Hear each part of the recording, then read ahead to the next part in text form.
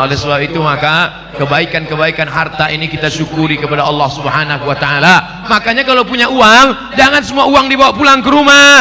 Mampir dulu ke warung. Warung yang mana? Warung umat Islam yang cari makan sesuap nasi. Ini ada warung orang kaya, dia cari hidup, dia mau beli mobil, dia mau beli rumah. Ini ada warung orang miskin. Dari pagi tadi ikannya belum laku, tanya ikannya berapa? Ikannya berapa setumpuk? 30.000, 3.000 aja ya. Kok mau nolong apa membunuh? Megang ikannya macam-macam jijik, 3.000 ya. Menunjukkan gelang emas, cincin emas. Kalau kau kaya bukan begitu caranya. Kalau kau kaya kau tolong saudaramu. Dia bukan mau cari kaya, dia ini mau menyekolahkan anaknya. Anaknya sudah 3 bulan tidak boleh ikut ujian UAS, ujian akhir semester. Bantu dia gitu. Makanya kalau dapat gajian uang langsung ke warung. Hei ibu bapak yang punya warung, harga mahal sedikit nggak apa-apa. Apa kalian nggak tahu kalau saya ini kaya? Beras 10 kilo sudah pak. Roti 1 bungkus sudah pak. Susu 1 kaleng sudah pak. Minyak 1 kilo sudah pak. Gula 1 kilo sudah. Kopi bungkus berapa bungkus pak? 5 bungkus. Nanti saya bayar cash lah. Bayar, bawa pulang ke rumah. Istrinya nanya, kok banyak betul mas? Untuk kita di rumah 1 saja. Yang 4 lagi, jangan-jangan kau udah poligami? Tidak mama, kau yang pertama dan terakhir. Yang 4 lagi untuk siapa? Ada tetangga kita di samping sudah tua, suaminya meninggal, bagi. Ada tetangga kita anak yatim, bagi. Di depan itu ada orang susah, bagi. Yang belakang 4 tetangga kita.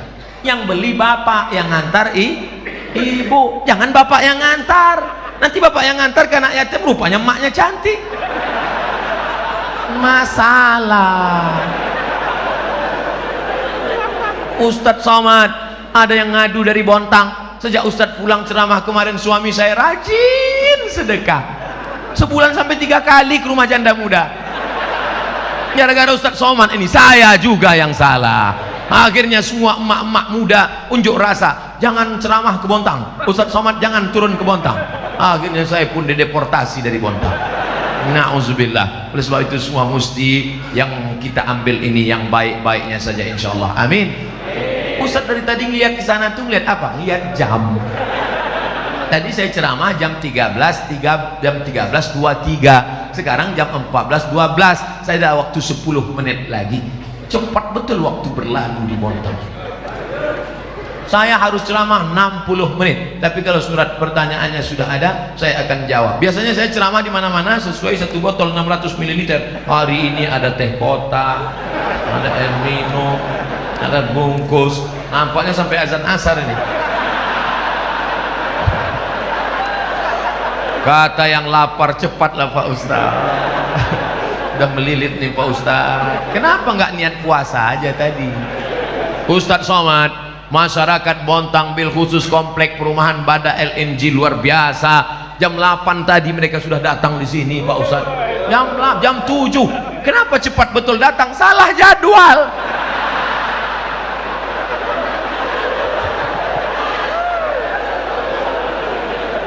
Semua yang datang di awal tadi tetap dapat pahala iktikaf.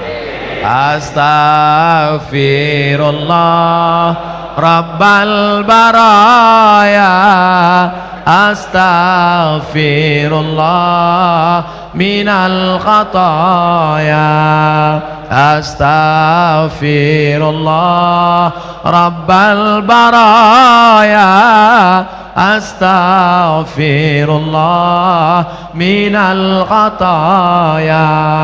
Ilahi lastulil firdausi ahla, aku tak layak masuk dalam surga Jannatul Firdaus. Wala aqwa ala naril jahimi, tapi aku juga tidak kuat masuk dalam neraka-Mu ya Allah. Dzunubi mithlu adadir rimani, dosaku sebanyak pasir di pantai, sebanyak buih di laut ya Allah. fa innaka ghafirudz dzambil azimi. Tapi aku yakin engkau maha pengampun segala silap salah dan dosa. Begitulah Bapak Ibu nanti bangun di tengah malam minta ampun kepada Allah karena kita ini banyak silap salah dan dosa. Usolli sunnatat taubat raka'atain lillahi ta'ala. Habis itu istighfar.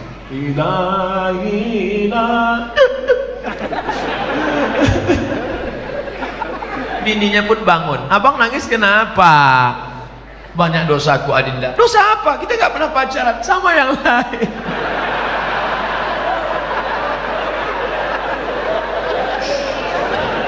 Cukuplah antara engkau dengan Allah Subhanahu wa ta'ala saja yang tahu.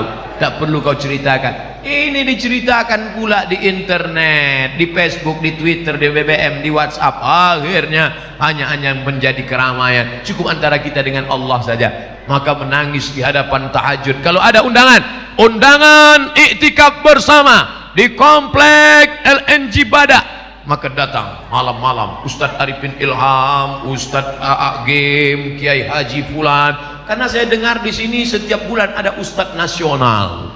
Setiap bulan Ustadz nasional diundang. Artinya apa? Beruntung orang kerja di Badak LNG. Dunianya hasanah, akhiratnya hasanah. Rabbana atina fid dunya hasanah. Gajinya banyak, hidupnya nyaman, tentram, adem, ayem. Dan di akhirat pula nyaman. Maka tidak ada alasan untuk orang Badak LNG tidak beribadah. Hai pegawai Badak LNG, ya kenapa kau masuk neraka? Duitmu banyak, tempatmu kerja nyaman, di sana ada pengajian, ustadz datang, kenapa kau tak pengajian? Tidak ada alasan. Mungkin di perusahaan lain orang susah sholat, masuk SMS ke saya, Ustadz Somad, apa hukumnya sholat di WC? Ente mau ngetes ilmu saya ya? Ente nanya jangan macam-macam. Kalau ente cuma ngetes saya nggak mau jawab. Ustadz Somad, saya kerja di luar negeri, supervisor saya kejam, saya nggak boleh sholat, maka saya masuk ke WC pura-pura kencing, saya bergelar tisu, saya sholat di WC. Menetes air mata saya membaca, saudaraku hanya mencari sesuap nasi di luar negeri, perlu sholat di WC, bo. Ustadz Somad, gimana hukumnya saya nyuci babi? Tiap hari nyuci babi 3 kali, babi pagi, babi siang, babi malam, macam makan obat. Apakah saya mesti cuci tangan dulu sama pakai air tanah? Ente mau ngetes ilmu saya ya? Jangan gini kalau nanya, Ustadz saya kerja di luar negeri, harus jadi kuli cari makan, anak di rumah, suami saya kabur lari cari yang lain, ini sekarang menderita. Kerjamu apa? Pembantu rumah tangga, dan saya mesti mencuci babi. Habis itu gimana? Menetes air mata saya jawab, kau ambil air tanah, kau campur dengan botol, habis itu kau siram tanganmu, kau siram dengan air suci 6 kali, air tanah 1 kali, sholatlah engkau. Nanti kau cuci lagi babi itu, kau buat lagi yang sama sampai modalmu tercukup. Pulanglah ke kampung halaman, belilah tanah, tanamlah padi, buatlah kerja yang halal. Ini saudaraku, adab, ayam, indah. Mudah-mudahan dengan pengajian ini bertambah berkah rezeki di masa akan datang. Oleh sebab itu maka kalau nikmat ini tidak disyukuri, apa kata Allah? La in kafartum, kalau kamu tidak bersyukur, inna azabi lasyadid, azabku amat sangat menyakitkan. Saya suka sekali memarahi anak saya, bapaknya lah kalau berani. Pak Ustadz, apa amalan agar bisa menahan marah dengan anak? Ada saatnya ibu memang wajib marah. Ibu mesti bertanya, kamu pulang jam berapa, jalan sama siapa, uang mana, kunci motor mana. Harus marah. Jangan nanti ada ustadz yang ceramah, kita harus sabar sama anak kita dibawa jam 12 malam, sabar. Anak kita pulang sampai pagi, sabar. Anak kita pulang hamil 3 bulan, sabar. Itu bukan sabar, goblok. Ada saatnya kalian harus marah. Bapak harus marah. Ya ayyuhalladzina amanu, wahai para laki-laki, wahai para suami, qu anfusakum, jaga dirimu, wa ahlikum, jaga istrimu, jaga anak gadismu, naro, dari api neraka jahanam. Ada saatnya marah, tapi ada saatnya lembut. Nak, aku dulu mengazankan engkau waktu kau lahir supaya selamat dari neraka, maka jaga amalan ini nak. Jadi Islam tidak menghilangkan marah. Islam itu justru mengatur dan menempatkan amarah pada tempatnya.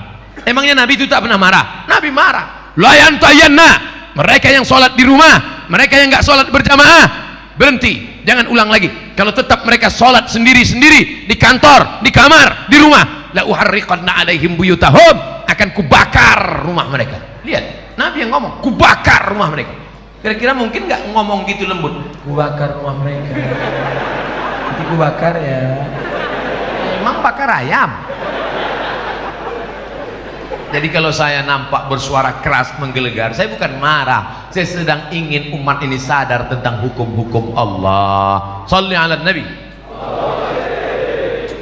Apa kriteria memilih pemimpin negara? Enggak banyak-banyak, 2 saja.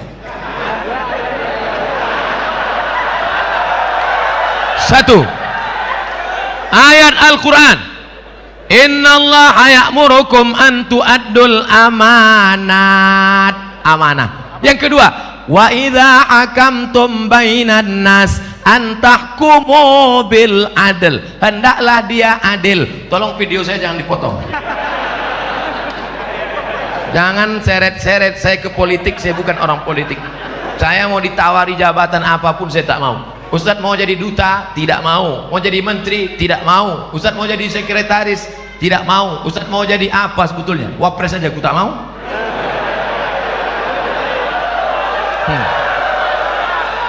Biarkan aku terbang sejauh mata memandang, ceramah ke Bontang. Sampai di hari petang aku akan pulang karena aku tahu di mana letak sarang. Artinya apa?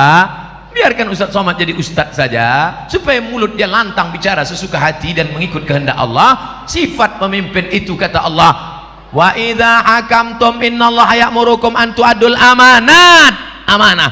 Yang kedua, wa idza hakamtum bainan nas an tahkumu bil adl, orangnya amanah dan adil. Kalau dia menghukum bagi rata, kalau di sini dihukum, hukum juga di sini. Kalau ini salah, ini juga salah. Itu takbir. Shalli ala Nabi. Pernahkah Abdul Somad menyebut partai, menyebut orang, menyebut angka, menyebut? Tidak pernah. Sampai hari ini tidak pernah. Wahai orang-orang yang ingin mencari-cari kesalahan Abdul Somad, capek kalian nonton video itu, nggak akan ketemu. Paling-paling kalaupun mau kalian cari-cari, paling-paling kalian dapat hidayah mendengar ceramah itu. Diputar pagi petang, kapan dia salah, kapan dia salah. Ya nggak ketemu. Emang ini Ustaz kaleng-kaleng?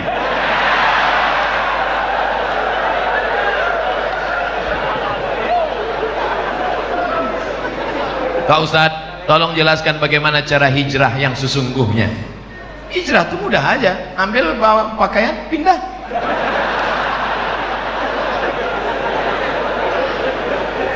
Itu hijrah tempat. Hijrah yang sesungguhnya itu apa? Wal muhajir man hajara ma nahallahu an. Orang yang hijrah adalah orang yang meninggalkan semua yang dilarang Allah Subhanahu wa taala. Alhamdulillah Ustaz, kami sudah hijrah. Apa namanya? Biker hijrah. Itu kemarin masih bonceng cewek. Ini pacaran syariah, Bos. Boleh, nggak ada. Anak-anak muda, para bikers, anak-anak muda, kalau kalian betul-betul hijrah, ambil HP, buka, cari namanya, delete, buanglah mantan pada tempatnya. Jangan lagi masih berteman-berteman, malam-malam masih bangun, yang tahajud ya. Ngapain kau bangunkan dia? Mak dia kan ada di dapur. Macam anak yatim piatu aja. Oleh sebab itu hijrah ini total. Hijrah yang akidah Ahlus Sunnah wal Jamaah, la ilaha. Yang sebelum ini belum hijrah, akidahnya rusak, kemana-mana percaya batu cincin. Maka setelah itu dia buang itu semua. Dia sudah akidah Ahlus Sunnah. Yang selama ini masih percaya lagi, keris kecil dimasukkan ke dompet. Rupanya salah, patah, tertusuk. Yang masih percaya lagi dengan macam-macam mantra-mantra, wangsit-wangsit. Suaminya nggak patuh, dikumpulkan rambut, tai telinga, tai hidung, tai segala tai, dikumpul, dibakar, masuk kopi. Akhirnya suaminya minum. Suami pun patuh macam lembu cucuk hidung. Mas, adik mau pergi arisan, tolong pel lantai, masa anak-anak urus mandikan, ndak apa-apa. Kalau sampai kau buat lakimu seperti itu, neraka jahanam tempatmu, Bu. karena kau sudah pakai dukun, pakai santet. Ustadz Somad nuduh perempuan aja. Oke, kita balik, laki-laki pula yang menyantet perempuan. Saya Ustadz baru tahu bahwa saya ini sebenarnya suka sama dia karena dipelet suami saya. Taunya kapan? Setelah anak 5 lahir.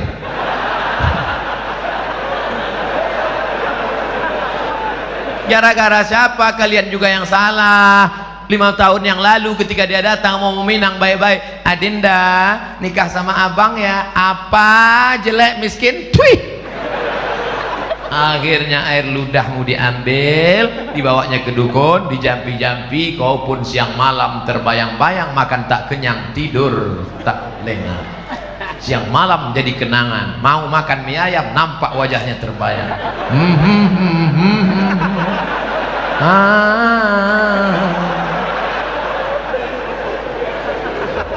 Apa mau dikata, nasi sudah jadi tai ayam. Jangan lagi hijrah masalah akidah, hijrah ekonomi, beralihlah ke Bangkal Timtara Syariah. Kenapa Ustaz sebut itu? Kalian orang Kaltim, maka gunakan aset daerah yang syariah, maka beralihlah ke bank syariah supaya selamat daripada riba. Ideologi, politik, sosial, ekonomi, betul-betul hijrah. Selama ini nggak sholat. Alhamdulillah suami saya sejak dengar ceramah Ustaz Somad sudah hijrah. Oh, sholatnya rajin sekarang Pak Ustaz. Sholat apa? Sholat Jumat. Sholat kok cuma hari Jumat. Sholat zuhur, sholat asar, sholat maghrib, sholat isya, sholat tahajud, sholat duha, sholat qabliyah, sholat ba'diyah, sholat witir. Minta ampun kepada Allah atas segala silap dan salah kita. Mudah-mudahan Allah menerima hijrah kita insyaallah. Ya ayyuhalladzina amanu, hai orang beriman, tubu ilallah, taubatlah kepada Allah, taubatan nasuha, taubat nasuha. Apa saja bukti Islam adalah agama yang benar? Kenapa Allah membiarkan orang-orang membuat agama-agama yang lain? Kenapa enggak orang itu Allah hilangin aja? Hal apa yang dapat kita lakukan meningkatkan keimanan kita pada Allah Subhanahu wa taala? Kira-kira sulitkah bagi Allah meratakan orang yang tidak beragama dengan agama Allah? Innama amruhu iza arada syai'an ayakula lahu kun. Ada yang mati ditelan bumi, Qarun. Ada yang mati ditelan Laut Merah, Fir'aun. Ada yang mati karena nyamuk, Namrus yang gagah perkasa, raja yang membakar Nabi Ibrahim, itu matinya cuma karena nyamuk, lupa pakai autan.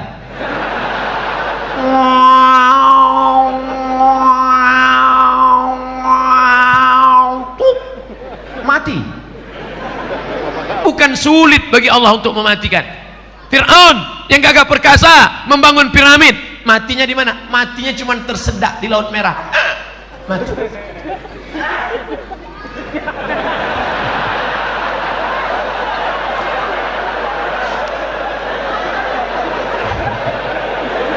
Oleh sebab itu maka kenapa Allah membiarkan? Pertanyaan anakku, pertanyaan saudaraku, ini pernah saya tanyakan kepada Profesor Dr. Syekh Muhammad Jibril, guru besar tafsir di Universitas Al-Azhar Kairo. Syekh, kaum Ad mati, kaum Samud mati, kaum Madian mati. Mengapa Bani Israel tidak mati, Syekh? Apa kata Syekh Muhammad Jibril tersenyum melihat saya? Anakku, kalau Allah membinasakan Bani Israel, lalu kau masuk surga pakai tiket apa?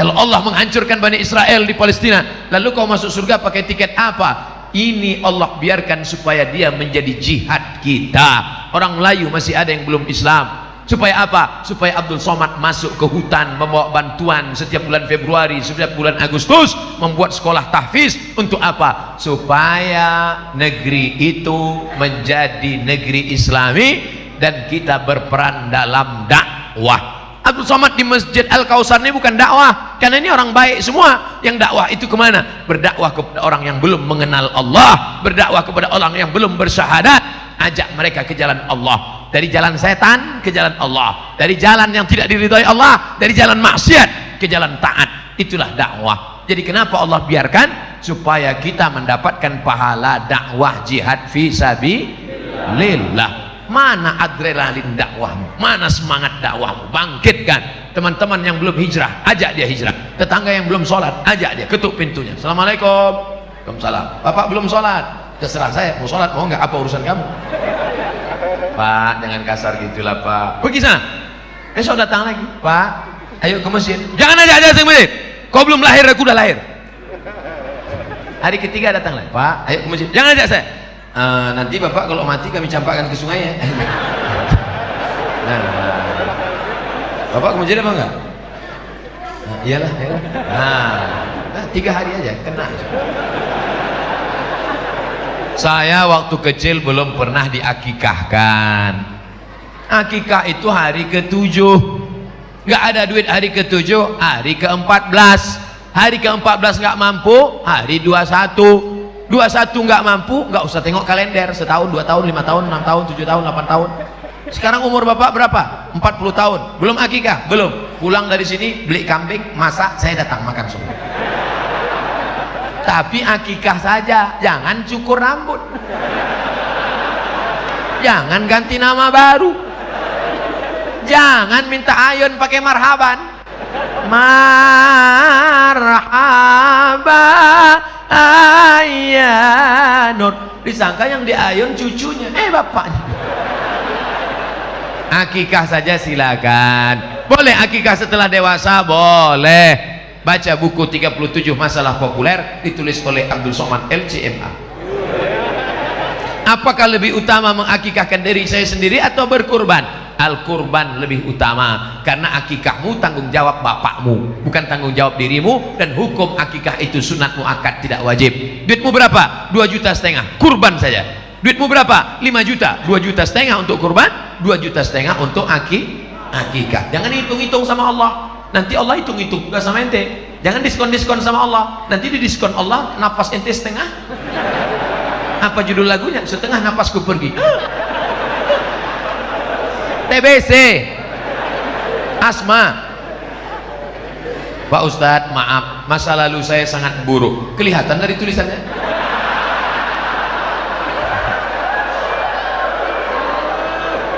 Sekarang saya lagi memperbaiki, Pak Ustadz. Bagus. Tak ada orang yang tak pernah bersalah, saudaraku. Orang yang baik bukanlah orang yang tak pernah bersalah. Orang yang baik adalah orang yang pernah bersalah dan memperbaiki kesalahannya. Lagu Roma.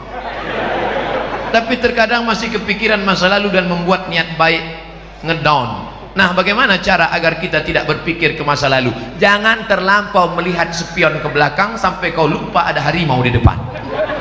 Jangan terlampau melihat masa lalu sampai kau lupa menatap masa depan.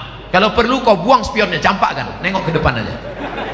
Maka tatap masa depan, Allah mengampuni dosamu, kau bangkit bersemangat. Lalu kemudian Allah akan memberikan keridhaan. Jangan lupa berjamaah dengan jamaah majelis pengajian Badak LNG maupun LNG Badak.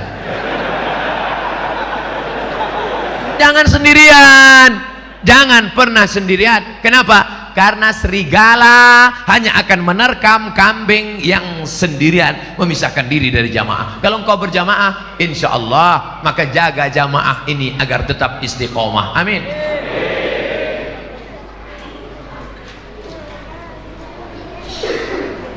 Apa perbedaan bank syariah dengan bank konvensional? Bank syariah akadnya 2. Pertama, mudharabah bagi hasil. Yang kedua, murabahah permodalan syariah. Oleh sebab itu keuntungannya itu berdasarkan keuntungan bersama. Contoh, kalau dia tidak pakai bank pribadi. Pak, pinjam uang Bapak 100 juta, mau apa? Saya mau ternak puyuh. Nanti kalau untung kita bagi, untung 150 juta, pulangkan modalnya 100, yang 50 dibagi 2, pulang 125, maka keuntungan 25 untuk bagi 2, 25 untuk yang modal, 25 untuk yang mengusahakan. Maka setelah engkau pinjami saudaramu 100 juta, doamu lebih khusyuk daripada sebelumnya. Begitu kau lihat mendung, takut puyuhnya mati, ya Allah, jangan sampai puyuh-puyuh itu mati. Karena kalau sampai puyuh itu mati, duitku hilang 100 juta. Itulah bedanya dengan konvensional. Ketika engkau tukang kredit konvensional, ini duit 100 juta, pakai, untung atau buntung, yang penting uangku pulang, bunga 10%. Maka dalam ekonomi syariah ada akhlak, ada doa, ada harapan. Ketika engkau pergi ke Jakarta, satu pesawat, Bapak mau kemana? Mau ke Jakarta. Dari mana? Dari Bontang. Sama dengan saya. Sama. Bapak keahliannya apa? Saya ahli ternak burung. Boleh datang ke tempat saya? Untuk apa? Untuk pelatihan burung-burung puyuh. Maka diadakan pelatihan. Kenapa? Ada kepedulian. Karena engkau takut burungnya mati. Tiba-tiba pas diteliti tidak ada satu puyuh pun bertelur. Kenapa? Rupanya sarang puyuh dekat airport. Puyuh stres mendengar pesawat tiap hari. Datang bapak pelatihan, ini puyuhnya tidak bertelur karena stres. Setiap dia mau berhubungan nafsunya hilang karena mendengar suara pesawat, akhirnya dialihkan. Artinya apa? Hidupmu terus terpacu adrenalin untuk bekerja sama, tiap hari mendoakan, dan setiap ketemu kau bersalaman bertanya, Assalamualaikum adik-adik, sehat ya? Sehat ya? Sehat kan? Sehat? Sehat? Kau tanya sehatnya tiap hari. Kenapa? Karena kalau sampai dia sakit mati duitmu nggak balik. Beda konvensional dengan syariah, ada adab, ada doa, ada pelatihan, ada perhatian, ada kebersamaan, ukhuwah Islamiyah. Jawabannya sudah ada di sini semua. Hebat panitia, luar biasa. Saya puji panitia ini kenapa? Foto saya dibuatnya besar-besar. Kadang-kadang di tempat lain sakit hati kita, foto yang besar ketua, sekretaris, bendahara, direktur, bupati, wali kota, foto kita kecil aja. Tapi di Bontang Masya Allah foto direktur nggak ada, foto Pak Wali nggak ada, Pak Wakil Wali nggak ada, buku saya sendiri. Masya Allah, luar biasa. Saya seorang akhwat, apakah ada amalan-amalan untuk memudahkan jodoh? Sebagai akhwat bolehkah menjemput bola? Ini akhwat apa pemain bola?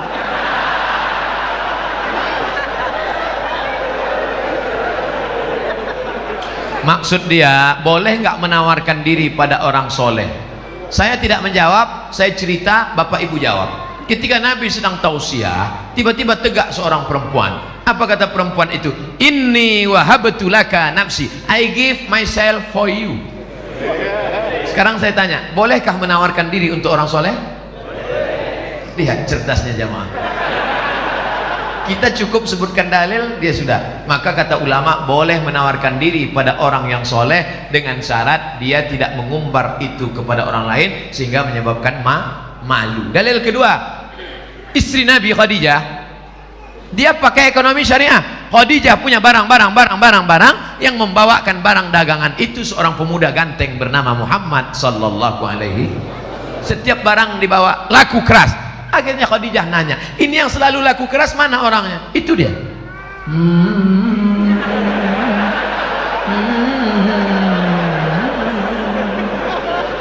Itu dia. Iya. Siapa namanya? Muhammad.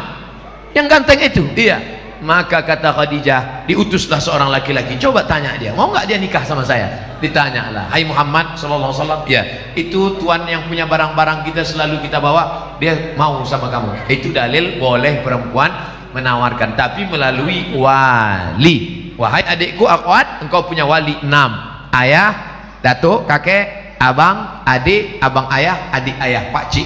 Maka kau sampaikan supaya dia ngomong ke sana. Nah, siapa dia orangnya? Itu Pak Ustaz, anak remaja masjid di Al-Kausar itu. Kasih tahu, dek, ya, mau datang ke rumah saya? Ada apa Pak? Datang bertamu, minum-minum aja sore. Datanglah, nanti keluarlah ente bawa mani.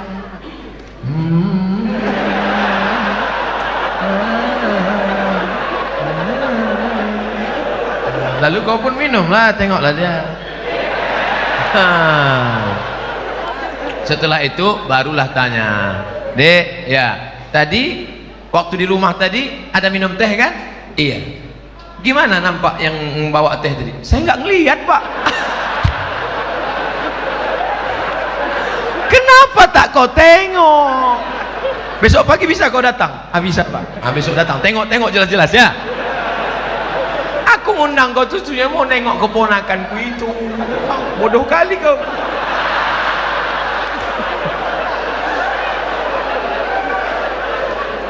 Setelah itu sampaikanlah kepada dia, nanti kulah kau tengok, kasih jawaban cepat-cepat ya.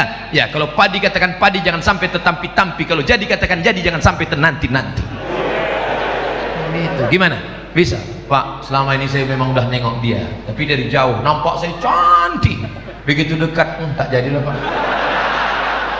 Dah, yang kau ceritakan ke yang lain ya, nanti hancur dunia persilatan. Kalau tidak jadi jangan kecewa. Kenapa? Bunga bukan setangkai, kumbang bukan seekor, patah tumbuh hilang berganti, hilang satu tumbuh seribu. Apa disedihkan? Alah, perempuan macam laki-laki macam itu banyak. Kalau ditanya orang gimana, kecewa nggak jadi sama dia, kecil lah. Di dalam kamar baru kau nangis.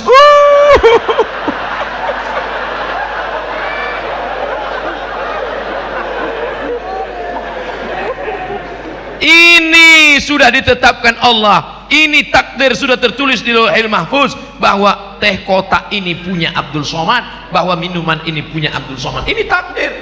Aku tahu rezekiku punya aku dan tidak mungkin diambil orang. Betul? Ini punya Abdul Somad, satu pun tidak akan mengambil. Begitu juga dengan jodoh, jodohmu tak akan mungkin diambil orang. Tapi kau mesti ada ikhtiar dan usaha untuk membuka botolnya, mau masuk. Jangan cuma kau tengok aja menganga lah.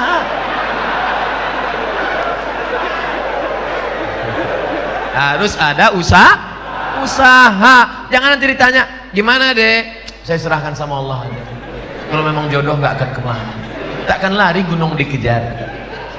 Di mana gunung nggak lari dikejar?